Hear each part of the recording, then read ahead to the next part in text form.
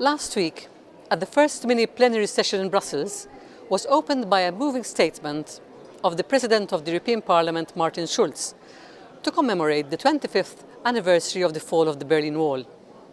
Also present was the President of the Commission, Jean-Claude Juncker.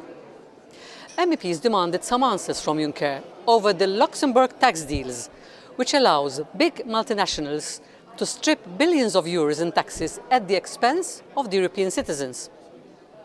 A very important vote will actually be taken in the European Parliament in Strasbourg next week after Eurosceptic MEPs called for a vote of no confidence of Jean-Claude Juncker and his cabinet over these Luxembourg leaks affair.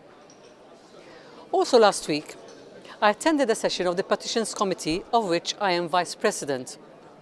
A number of petitions were presented inviting the Commission to pass legislation whereas Member States would allow their citizens living permanently in other countries to vote in general elections in the country of origin. I objected to this because first, electoral laws should be the remit of the national governments and not subject to blanket laws of the European Union.